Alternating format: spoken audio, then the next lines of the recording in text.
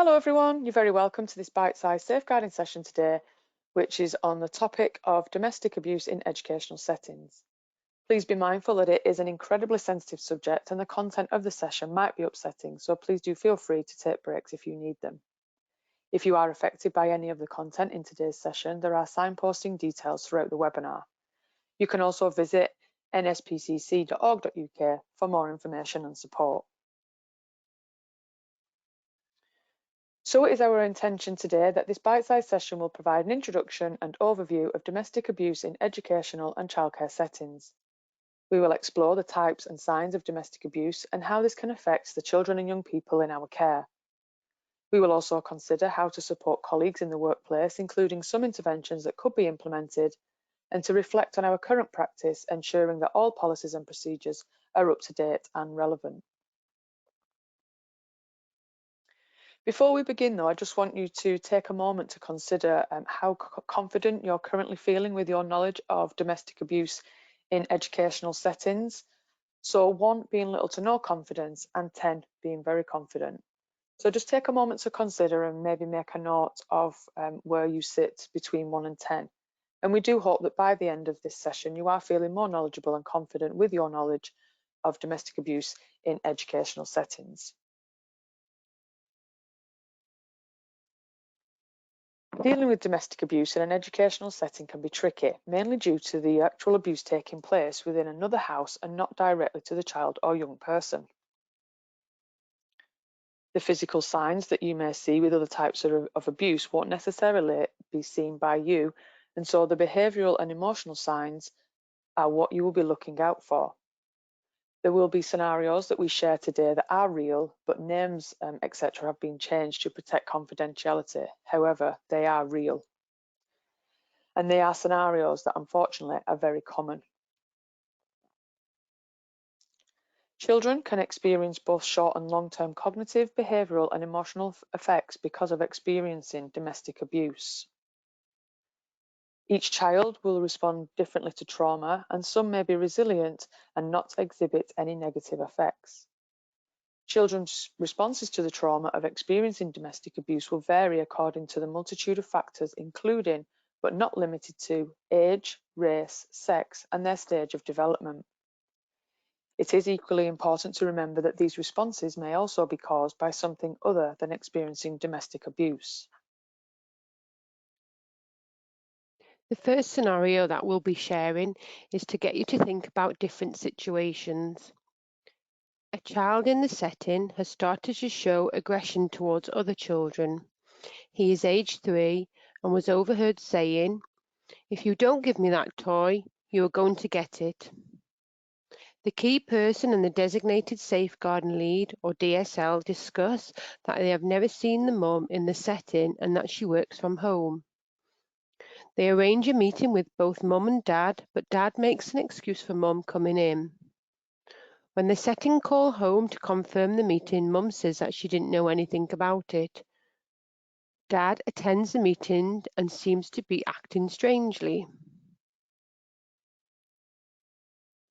What do you think could be happening?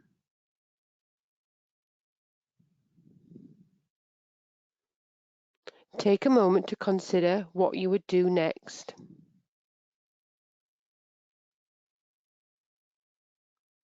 The outcome of this scenario is Dad admits that Mum is hitting him at home, and he was ashamed to admit that a woman was beating him. He had decided not to tell her about the meeting and what was going on in the setting because he was worried that she would take it out on him. This is an ideal scenario to share with students to ensure that they try to build the whole picture and not jump to conclusions. Not everything as it seems. The Office for National Statistics figures show every year that 1 in 3 victims of domestic abuse are male, equating to 757,000 men compared to 1,560,000 women. 1 in 6 to 7 men and 1 in 4 women will be a victim of domestic abuse in their lifetime. Of domestic abuse crimes recorded by the police, 26 were committed against men, This equates to nearly 155,000 offences per year. Only 4.4% of the victims of domestic abuse being supported by local domestic services are men, according to Safe Lives data. This highlights how few men are being supported for local domestic abuse services.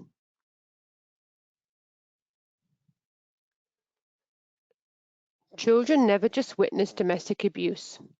The law now recognises that they can be victims. Exposure to domestic abuse is child abuse, and it can be a significant impact on child's development, health and well-being. Around 1 in 5 children have been exposed to domestic abuse, child abuse and neglect in the UK today.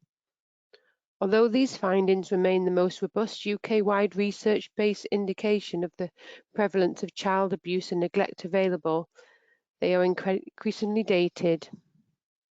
That's why we welcome the Office for National Statistics' current work scoping the feasible of a new survey to measure the current scale and nature of child abuse and neglect, ONS 2019.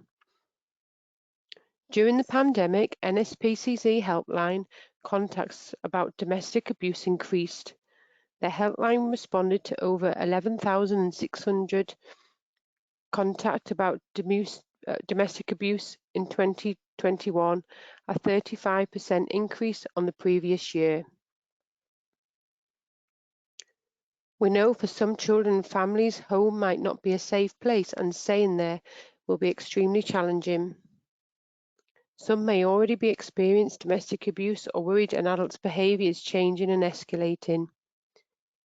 If anyone is in immediate danger, they can call 999, and if they're unable to talk, press 55 after dialing.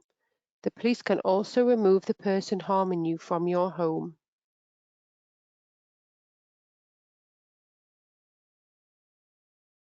So what is domestic abuse? Domestic abuse is any type of controlling, bullying, threatening or violent behaviour between people in a relationship.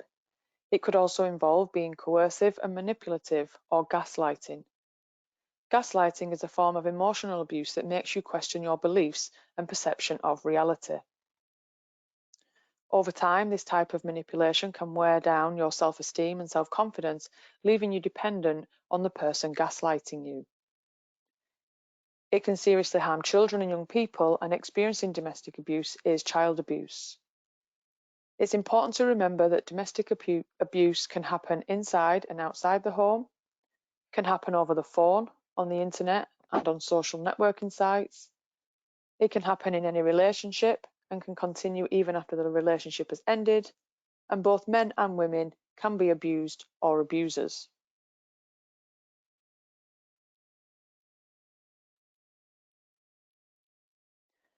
Now let's take a look at the types of abuse in context of domestic abuse. Domestic violence, as we've seen, involves a variety of components. In abusive relationships, as with child abuse and safeguarding, it is frequently the case that no single type of abuse is present to the exclusion of all others. Likewise, the material provided here is intended to serve as a guide only and is not exhaustive. As with other parts of child safety, if anything doesn't seem right, ask yourself why and analyse what you're seeing and hearing, making sure to incorporate the victim's lived experience in determining which category the abuse falls into.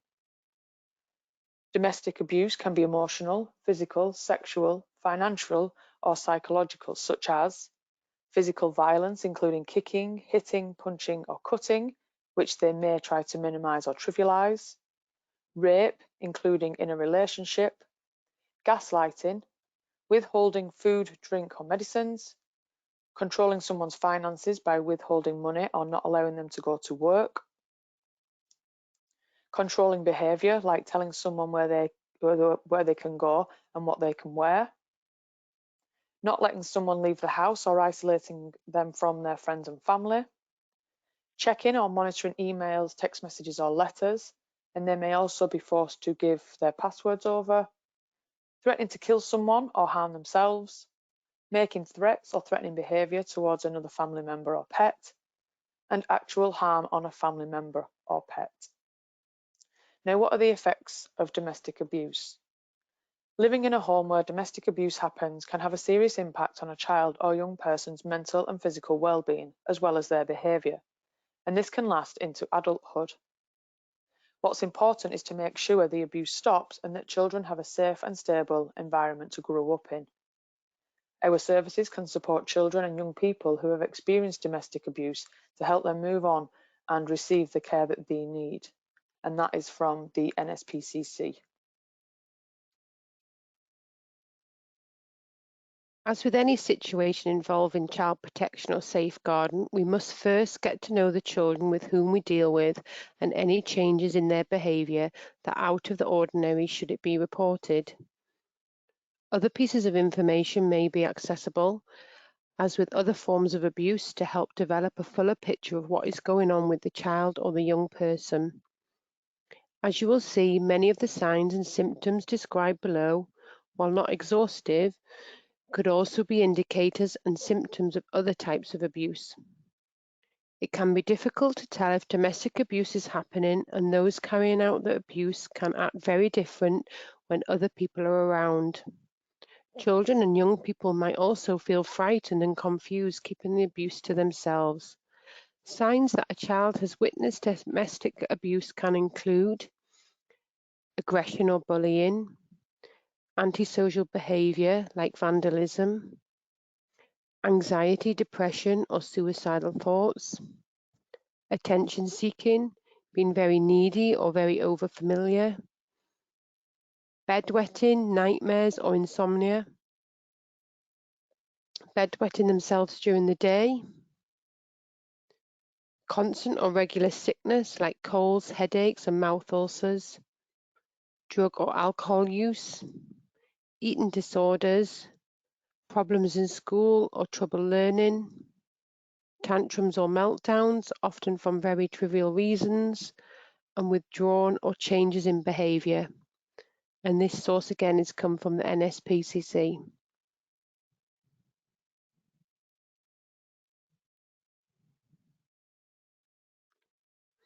The effects of living in a home where there is domestic abuse can be wide-ranging.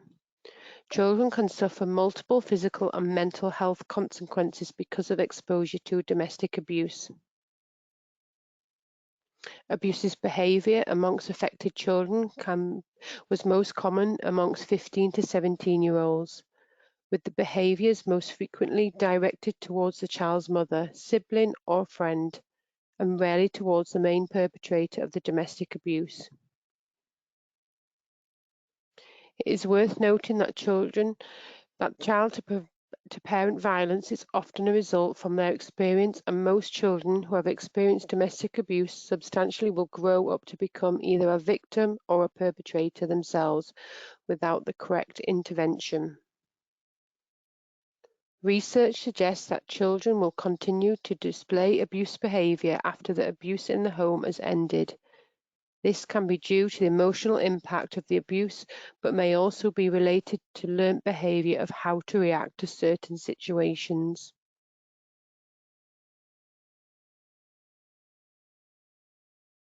So I just want to pause there to just tell you a little bit about a case study.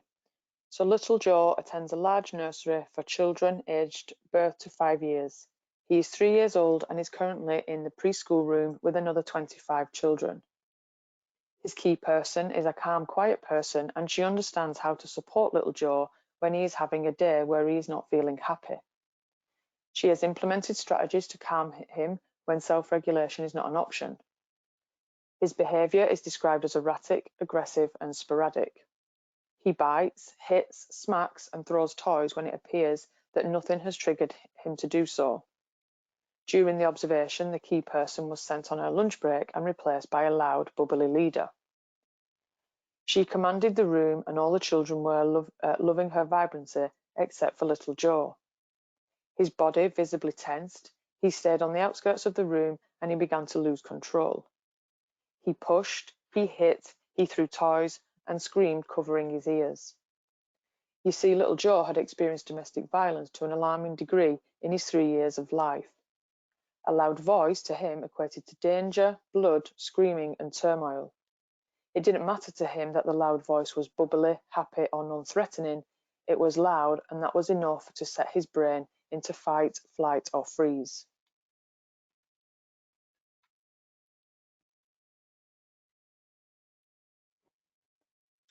So what can we do to help and support? Early intervention is always key, and support can be given within our remits, and where it's not in our remit, then we can certainly signpost.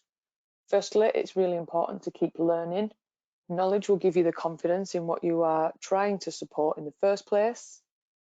Signposting must be kept up to date so that the offer locally can be accessed.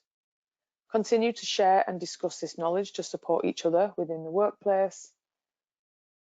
And an increasing number of studies around the world have identified that certain adverse experiences during childhood can have a long-term negative effect on our health and well-being. The term adverse childhood experiences are used to describe these and includes experiences that directly hurt a child. So, for example, physical, sexual, emotional abuse, or affects them through the environment in which they live. This includes growing up in a household where domestic violence, parental separation, mental illness, alcohol abuse, or drug abuse is present, or where someone has been incarcerated. Domestic Abuse Recovering Together, also known as DART, helps children cope with the effects of domestic abuse. And this programme allows children and mothers to talk openly, learn to communicate about what's happened, and rebuild their relationship. The service, recognised by the Home Office, also provides an opportunity to meet with and learn from others who have lived through similar experiences. Furthermore, if you are an adult and are concerned about a child, you can call NSPCC on the number on this slide. For children and young people, they can call Childline, and again, the number is on this slide. And another useful resource in the early years setting, if that's where you are based, is a storybook called Little Meerkat's Big Panic, and that's by Jane Evans. It is important to trust your gut instincts. If a child reveals or talks to you about domestic abuse, it's important to listen carefully to what they're saying. Let them know you've done the right thing by telling you. Tell them it's not their fault. Say you'll take them seriously. Don't confront the alleged abuser. Explain what you'll do next, and report what the child has told you as soon as possible.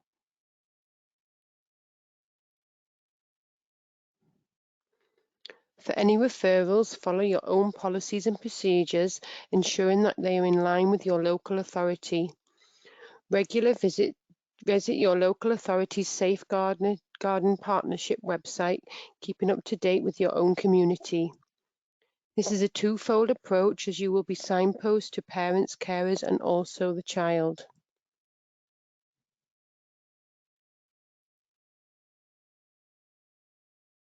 As outlined in part 1 of Keeping Children Safe in Education, when a concern is identified, there are 3 possible outcomes.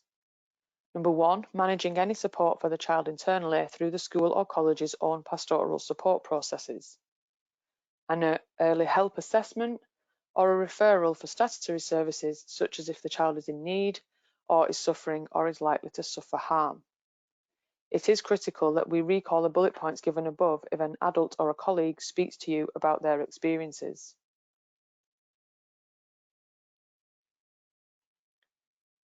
It is not our place to pass judgment, make excuses for the victim or perpetrator, or insist that the connection be ended.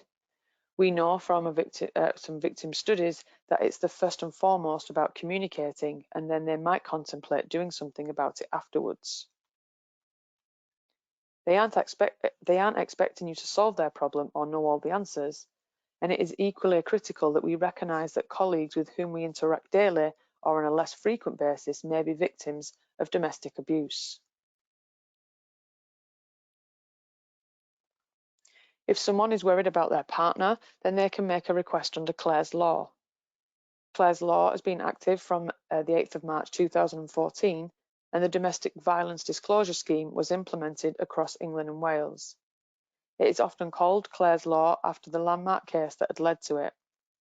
This isn't for reporting domestic abuse, it's more that this scheme gives any member of the public the right to ask the police if their partner, new or existing, may pose a risk to them.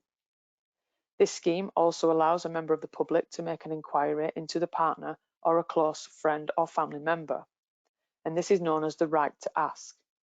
If records do show that an individual may be at risk of domestic violence from a partner, the police will consider disclosing the information. A disclosure can be made if it is legal, proportionate, and necessary to do so.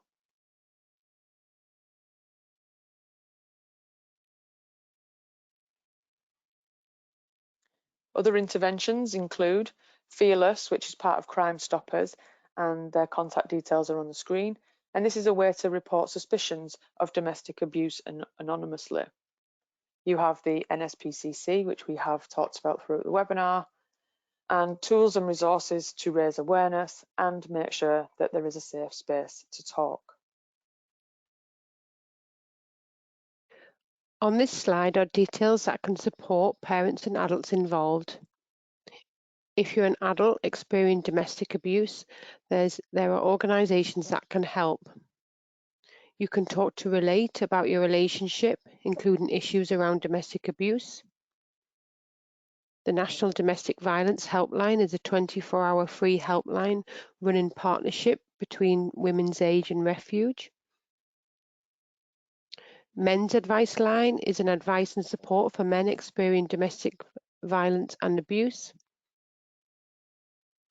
The National LGBT plus Domestic Abuse Helpline is an emotional and practical support for the LGBT plus people experiencing domestic abuse. If you are or think you might be domestically abusing a member of your family, there's help available. You can call for information and advice on or email help@nspcc.org.uk, or you can fill a form in online. Respect offers information, advice and support to perpetrators of abuse.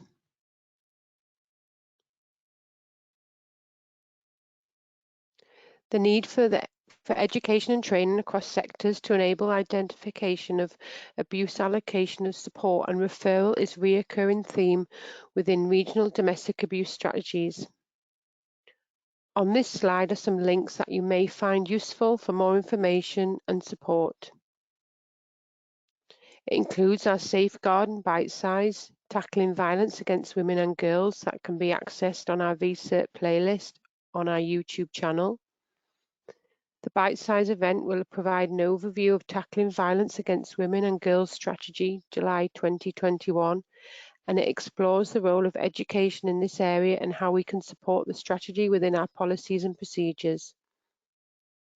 The NCFE Cash do offer a Level 2 certificate in Understanding Domestic Abuse qualification. This is a qualification is designed to increase learners' awareness and understanding of domestic abuse and its impact.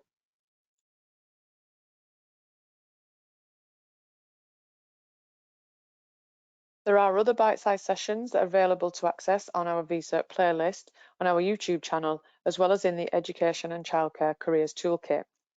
For example, sessions that can be accessed include child protection and e-safety, peer-on-peer abuse, child abuse linked to faith and belief, wider forms of abuse, and county lines.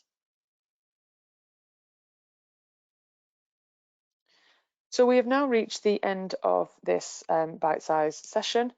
So as with at the beginning of the session, I would just now like you to take a moment to consider how confident you're feeling now with your knowledge of domestic abuse in educational settings. Now just consider what your confidence level was between 1 and 10 at the start, and with the information that we've provided in today's session, where you will be now.